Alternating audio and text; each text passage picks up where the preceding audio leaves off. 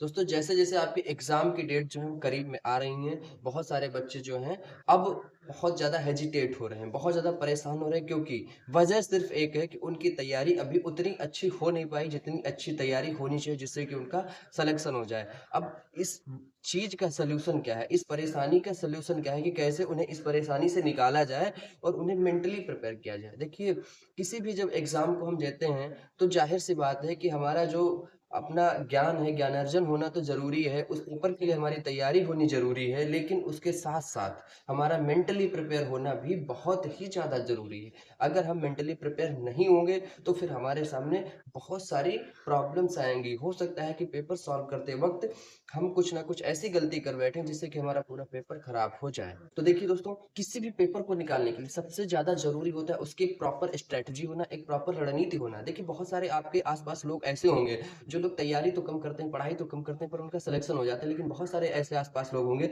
जो दिन भर पढ़ते हैं, 7-7 घंटा, 8-8 घंटा, 10-10 घंटा पढ़ते हैं, पर कहीं सिलेक्शन नहीं होता।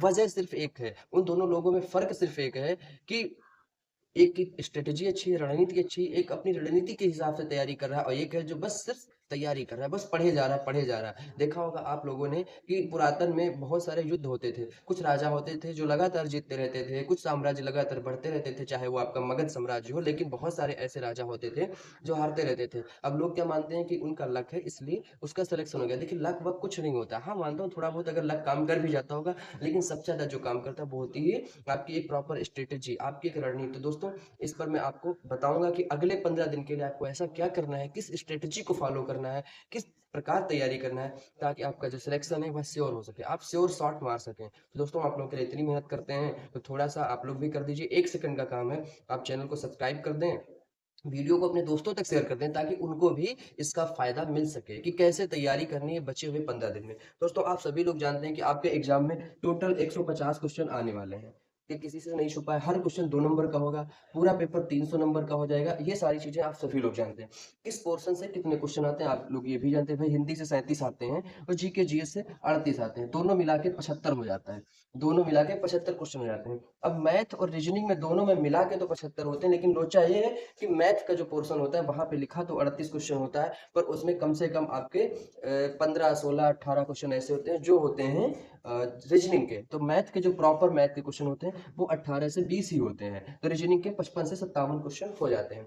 अब अगर मैं आप लोगों से पूछूं कि इनमें सबसे आसान पोर्शन कौन सा है, तो आप लोग आंख बंद करके बता देंगे कि हिंदी और रीजनिंग। अब कुछ बच्चे जो इंग्लिश मीडियम के हैं उनको थोड़ा सा प्रॉब्लम हो सकती है हिंदी में, लेकिन अगर ईमानदारी से कहा जाए तो हिंदी वाकई में सबसे आसान पोर्शन है।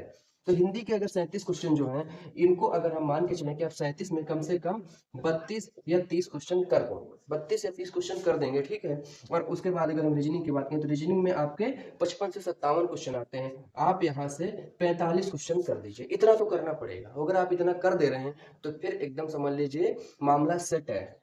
मैथ आपकी जो है, अब बहुत सारे ऐसे लोग हैं, बहुत सारे मेरे भाई बहन होंगे जिनको मैथ में बहुत ज़्यादा डिफिकल्टी होती होगी, प्रॉब्लम होती होगी। तो देखिए, मैथ में 18 से 20 क्वेश्चन आते हैं, आप यहाँ पे सिर्फ 12 क्वेश्चन करिए। अब इतना तो करना पड़ेगा भाई, वर्दी चाहिए तो इतना तो करना पड़ेगा। और अगर मैथ से आप सिर्फ 12 क्वेश्चन कर दे रहे हैं और इसमें 12 क्वेश्चन में कुछ टॉपिक ऐसे जैसे कि टाइम एंड वर्क हो गया आपका, और प्रॉफिट एंड लॉस हो गया, परसेंटेज हो गया, एवरेज हो गया, और आपका होता है अनुपात समानुपात जो है, बस रेशियो एंड प्रोपोर्शन, बस अगर इतने टॉपिक आपके तैयार है मैथ में, भैया फिर मैथ के इतने क्वेश्चन 12 कहीं नहीं गए, आराम से हो जाएंगे।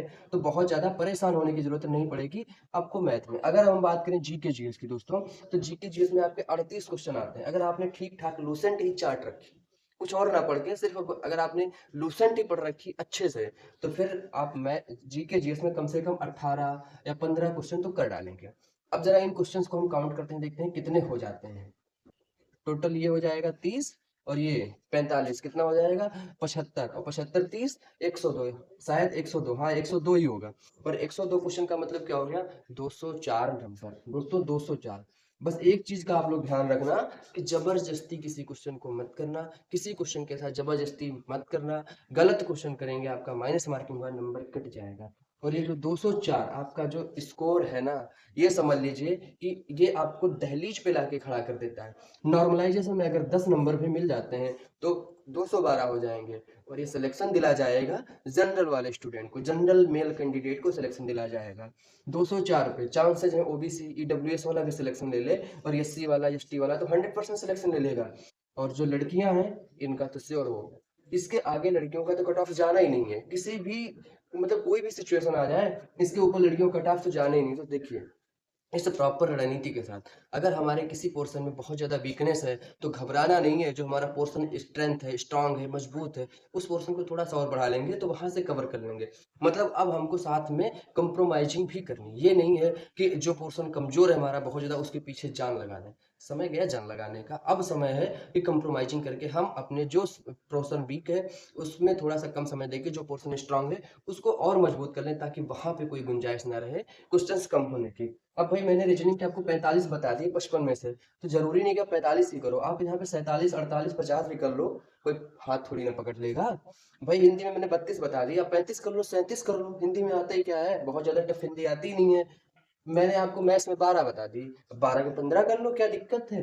जीएस में मैंने 18 कर दिए। बहुत सारे ऐसे लोग हैं मैं जानता हूँ जो जीएस में 30 32 अभी मार रहे हैं मॉक टेस्ट में, रोजगार भी डंकी सर के मॉक टेस्ट में मार रहे हैं। तो देखिए ऐसा नहीं किसी का कुछ स्ट्रांग है किसी का कुछ स्ट्रांग है, बेहतर है कि आप लोग एक प्रॉपर स्ट्रेटजी, मेरे हिसाब से जो मैंने बताई है बेहतरीन स्ट्रेटजी, अगर आप लोग इसे फॉलो करेंगे। और इसको फॉलो करने के लिए करना क्या है भाई, एक मॉक टेस्ट उठाओ, मॉक टेस्ट लगाओ, वहां पे देखो गलतियां क्या हो रही, उन गलतियों से सीखो और कोशिश करो कि दोबारा वो गलतियां ना हो। बस फिर सब चंगा से सिलेक्शन हो जाएगा दोस्तों। तो बहुत ज़्यादा परेशान होने की ज़रूरत नहीं है, बस एक प्रॉपर स्ट्रेटजी, इसी के सहारे आप पढ़ाई करिए, सब सही होगा। जय हिंद दोस्तों, नमस्कार।